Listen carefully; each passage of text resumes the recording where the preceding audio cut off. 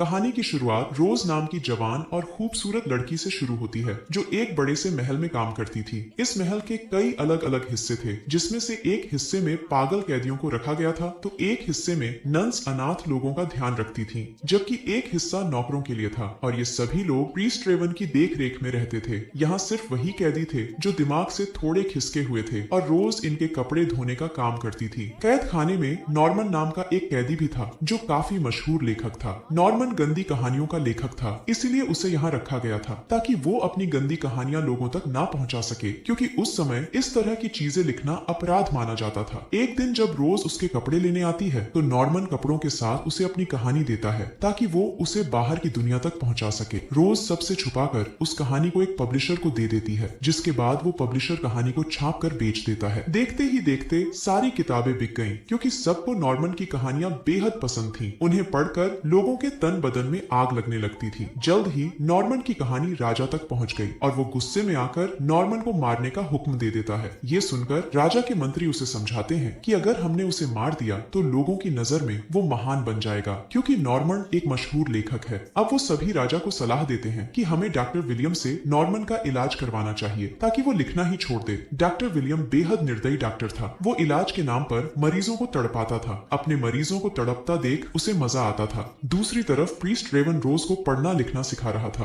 रोज मन ही मन रेवन से प्यार करती थी। रेवन को भी उसके प्यार का एहसास था, लेकिन वो चाहकर भी एक नहीं हो सकते थे। जल्दी ही रात हो जाती है और रोज अपने दोस्तों को नॉर्मन की किताब पढ़कर सुनाने लगती है। रोज को नॉर्मन की कहानियां बहुत पसंद थीं। वो पूरे मजे लेकर उन्हें पढ़ती थी। इसी बीच कहानी सुनते सुनते रोज के दोस्त गर्म हो जाते हैं और वहीं पर धमाके करने लगते हैं, क्योंकि नॉर्मन की किताब थी ही इतनी मसालेदार। कुछ दिनों बाद जब रोज नॉर्मन को कपड़े देने जाती है तो वो उसे अंदर आने को कहता है। अब रोज कमरे के अंदर आकर पहले नॉर्मन को उसकी किताब से हुई कमाई देती है और फिर उसे बताती है कि तुम्हारी लिखी किताब बेहद मशहूर हो गई है और पब्लिशर आगे लिखने को कह रहा है। ये सुनकर नॉर्मन कहता है कि मैंने एक कहानी तो लिखी है, लेकिन मैं वो तुम्हें तभी दूंगा जब तुम मुझे हर एक पेज के बदले किस करोगी। रोज हर हाल में नॉर्मन की कहानी पब्लिश करवाना चाहती थी, इसलिए वो उसकी बात मान लेती है। लेकिन नॉर्मन किस करने के बहाने उसे गर्म करने लगा, जिससे रोज को उस पर गुस्सा आ जाता है और वो उससे कहानी छीनकर उसे बुरा भला कहने लगती है। दोनों की आवाज रेवन ने भी सुन ली थी, इसलिए वो अंदर आ जाता है, जिसके बाद रोज रेवन से कहानी छुपाकर वहां से चली जाती है। अब रेवन नॉर्मन को लिखने के लिए प्रेरित करने लगता है। असल में रेवन को लगता था कि अगर नॉर्मन अपनी जिस्मानी हवस के बारे में लिखेगा तो एक ना एक दिन उसका मन साफ हो ही जाएगा, मगर वो ये नहीं जानता था कि नॉर्मन लिखने के साथ साथ अपनी किताब को पब्लिश भी करवा रहा है और इस काम में रोज उसकी मदद कर रही है। जल्दी ही डॉक्टर विलियम भी रेवन से मिलने पहुंच गया। वो उसे बताता है कि राजा ने मुझे नॉर्मन के इलाज की जिम्मेदारी दी है। विलियम से बात करने पर रेवन को पता चल जाता है कि नॉर्मन की लिखी कहानियां पब्लिश हो रही हैं और ये जानकर रेवन को नॉर्मन पर बेहद गुस्सा आता है, लेकिन फिर भी वो विलियम से कहता है कि मैं इस बारे में नॉर्मन से बात करूंगा। असल में रेवन विलियम के बारे में अच्छे से जानता था कि वो किस तरह का इलाज करता है, इसीलिए वो नॉर्मन को उससे बचाना चाहता था। वो जल्दी जल्दी नॉर्मन के पास आकर उस पर गुस्सा करता है। वो कहता है कि अगर अब तुमने कुछ भी लिखकर पब्लिश करवाया तो अच्छा नहीं होगा। दूसरी तरफ विलियम को मैरी नाम की एक अनाथ लड़की पसंद आ गई थी और वो उससे शादी कर उसे अपने घर ले आता है। मैरी विलियम की बेटी की उम्र की थी और रात होते ही विलियम जबरदस्ती उसकी गुफा में अपना गन्ना डाल देता है। कुछ ही दिनों बाद ये बात पूरे शहर में आग की तरह फैल गई कि विलियम ने अपने से आधी उम्र की लड़की से शादी की है। देखते ही देखते नॉर्मन के कानों तक भी ये बात पहुंच गई और नॉर्मन मैरी की स्थिति के बारे में कल्पना कर एक नाटक लिखने लगा, जिसमें उसके पागल साथी एक्टिंग करने वाले थे। सभी लोग जोरों शोरों से इस नाटक की तैयारियां करने लगे और इसे देखने के लिए कई लोगों को बुलाया गया और इन लोगों में विलियम भी मैरी के साथ आता है। जब स्टेज पर विलियम और मैरी की कहानी दिखाई जाने लगी तो विलियम को गुस्सा आने लगा, जबकि मैरी को ये सब देखकर मजा आ रहा था। नाटक में बताया जा रहा था कि बूढ़ा विलियम कैसे मैरी की गुफा में धमाके करता होगा। सभी लोग नाटक देखकर खुश हो रहे थे। रोज भी पर्दे के पीछे से सब देख रही थी और इसी बीच एक पागल कैदी उसे दबोच लेता है, क्योंकि नॉर्मन का नाटक देखकर उसकी जिस्मानी भूख जाग गई थी।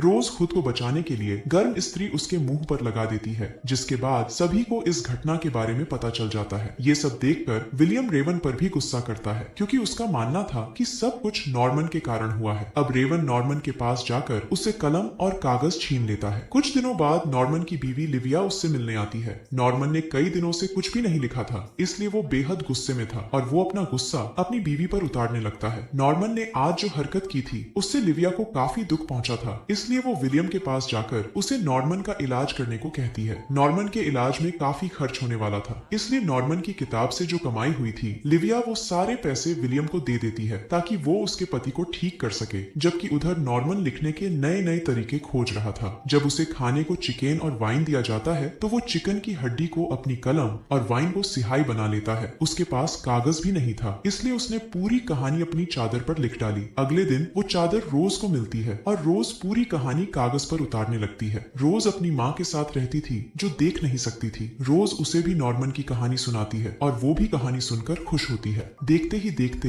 ये कहानी भी छप गई और जब ये बात रेवन तक पहुंची तो उसने नॉर्मन के कमरे से सारा सामान हटवा दिया ताकि वो चाहकर भी कुछ ना लिख सके। असल में रेवन ये सब इसलिए कर रहा था ताकि वो नॉर्मन को जल्लाद विलियम के इलाज से बचा सके, लेकिन नॉर्मन उसकी बात समझ नहीं पा रहा था। इतना कुछ होने पर भी नॉर्मन का लिखने का जुनून कम नहीं होता। अब वो अपने खून से अपने कपड़ों पर पूरी कहानी लिख डालता है। जब रोज उसका ये जुनून देखती है तो वो बेहद खुश होती है और खुशी के मारे उसे किस करने लगती है। जब रोज नॉर्मन के कमरे से बाहर निकल रही थी तो एक लड़की उसे देख लेती है और वो जल्दी जल्दी विलियम के पास जाकर उसे सब बता देती है कि नॉर्मन की मदद करने वाली रोज है। और उधर नॉर्मन सबको अपनी कहानी दिखा रहा था। उसके लिखने के नए नए तरीके देखकर सभी लोग हैरान थे, जबकि रेवन गुस्से में आकर उसके सारे कपड़े उतरवा लेता है। अगली सुबह विलियम के कहने पर रोज को सभी के सामने कोहड़ों से पीटा जाने लगा क्योंकि वो नॉर्मन की मदद करती थी। जैसे ही रेवन की नजर उस पर पड़ती है तो वो उन्हें रोककर खुद पर कोहड़े मारने को कहता है। उसका कहना था कि सारी गलती मेरी है, इसलिए सजा भी मुझे ही मिलनी चाहिए। लेकिन विलियम एक प्रीस्ट को सजा नहीं दे सकता था। आज की घटना के बाद रेवन ने रोज को यहाँ से दूर भेजने का फैसला कर लिया। रात को जब रोज अपनी माँ के साथ सो रही थी तो वो चुपके से रेवन के कमरे में आती है और उससे कहती है कि मैं यहाँ से दूर नहीं जाना चाहती, मैं तुमसे बहुत प्यार करती हूँ।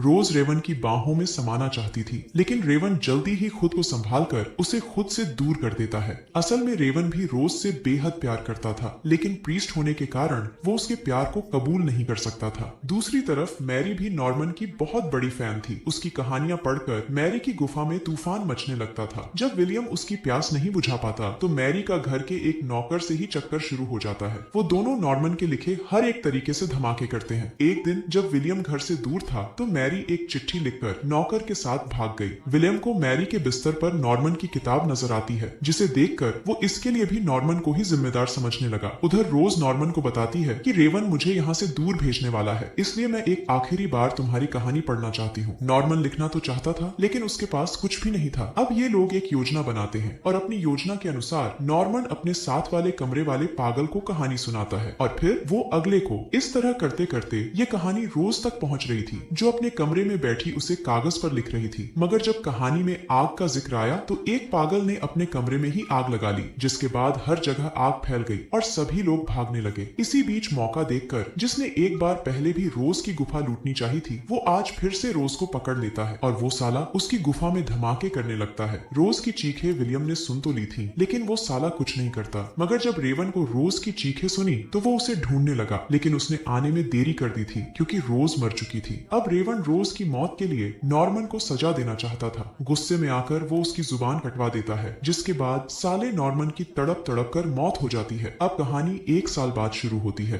अब पूरे पागल खाने को विलियम संभाल रहा था और रेवन की जगह एक नया प्रीस्ट आ गया था, क्योंकि रोज की मौत के सदमे से रेवन पागल हो गया था। अब वो भी नॉर्मन की तरह अपनी कहानी लोगों तक पहुंचाना चाहता था, लेकिन विलियम उसे ऐसा करने नहीं देता और इसी के साथ इस कहानी का यही अंत हो